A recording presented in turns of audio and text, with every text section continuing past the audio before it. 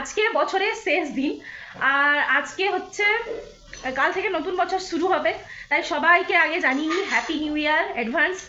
তো হচ্ছে আগের ভিডিওতে আমি তোমাদেরকে একটা পিঠা দেখিয়েছিলাম, তো আজকে আরও একটা নতুন পিঠার রেসিপি নিয়ে চলে এসেছি। আজকে পিঠের সিজনের এপিসোড 2। তো আজকে কি পিঠা হচ্ছে সেটা দেখতে হলে তোমাদেরকে আমাদের রান্নাঘরে যেতে হবে। আজকের পিঠাও বানাচ্ছেন আমাদের মাসিমা। মাসিমা এখন যতদিন আছেন মাসিমার হাতেরই আমরা পিঠে খাচ্ছি। তো আজকে হচ্ছে পিঠা হচ্ছে, এখন তো বাঁধাকপি সবার ঘরে ঘরে বেশি বাঁধাকপি, তো বাঁধাকপির পিঠে হচ্ছে আজকে। তো কি করে হচ্ছে বাঁধাকপি মাসিমা শুধু আমাকে বললেন বাঁধাকপিটা কেটে তার সাথে দুটো আলু কেটে একটু সিদ্ধ বসিয়ে দিতে, ব্যাস। আমি শুধু ওটাই করে দিয়েছিলাম, আর বাকিটা হচ্ছে মাসিমাই করেছেন। তো পুরো রেসিপিটা দেখতে হলে পুরো ভিডিওটা দেখতে হবে। তো চলো দেখা যাক। বাঁধাকপি পিঠা, এটা বেটারটাই ঢালা হলো বাঁধাকপি সিদ্ধটা। আগের থেকে অল্প একটু সামান্য নুন দিয়ে বাঁধাকপিটা সিদ্ধ ছিল ওটাই একসাথে মিশিয়ে দেওয়া হলো।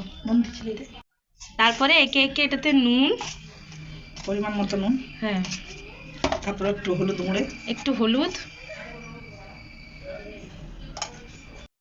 তারপরে জিরে গুঁড়ো, একটু জিরে গুঁড়ো, আর একটু লঙ্কা গুঁড়ো। এটা হচ্ছে আতপ চালের বাটা, তার সাথে বাঁধাকপিটা একটু সিদ্ধ করে নুন, হলুদ আর হচ্ছে লঙ্কা গুঁড়ো আর জিরে গুঁড়ো দেওয়া হলো। এরপরে আর একটু আদা বাটা দিতে হবে। হ্যাঁ, দিলে ওই যে বাঁধাকপি যে সিদ্ধর যে হেরানি গন্ধটা, কাঁচা কাঁচা যে গন্ধটা, ওটা থাকবে না আদা বাটাটা একটু দিলে। এটা আমাদের নিরামিষ হচ্ছে, তাই এটা আদা বাটা দিয়ে হচ্ছে। যারা নিরামিষ থাকবে না, যারা এমনি খেতে যাও, তার সাথে এরা পেঁয়াজ কুচিও একটু দিতে পারো, পেঁয়াজ গ্রেট করেও দিতে পারো, আবার রসুন বাটাও একটু দিলে কিন্তু মন্দ লাগবে না, আরও ভালো লাগবে। তারপর এটাকে ভালো করে মিক্স করে দিতে হবে।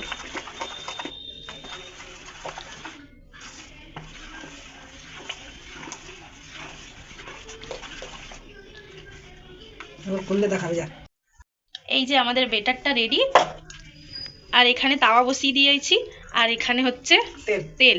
সরষের তেল কিন্তু লাগবে, যেহেতু বাঁধাকপি সেই জন্য সরষের তেল লাগবে। তাওয়া এরকম তেল গুলিয়ে নিতে হবে, তারপরে ব্যাটারটা দিয়ে দিতে হবে।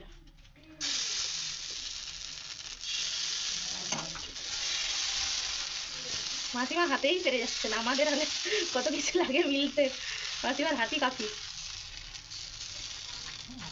এরকম মিলে দিয়ে ঢাকা দিয়ে দিতে হবে একটু কিছুক্ষণ, নাকি? ঢাকা দিলে ভালো হবে, নিচেরটা উঠে যাবে। ঢাকা দিয়ে কতক্ষণ হবে? ঢাকা দিয়ে 2-3 মিনিট হতে দিতে হবে। তারপর এপিট ওপিট উল্টিয়ে একটু ভালো করে তেল ছড়িয়ে দিলেই রেডি হয়ে যাবে আমাদের পিঠে। এটাতে কিন্তু সরষের তেল একটু বেশি পরিমাণে লাগে, কারণ যেহেতু পিঠেটা পুরোটা সিদ্ধ হবে, আর একটু বেশি পাতলা হবে না, একটু মোটা মোটা হবে, তাই। মাসিমা, আপনি এটা কার কাছ থেকে শিখেছেন? আমি নিজে নিজেই বানাতাম, কারো কাছ থেকে শিখিনি, বাড়িতে নিজে নিজেই বানাতাম। এই যে আমি নিয়ে এখন বসে পড়েছি এটা, এবার এটাকে খাবো।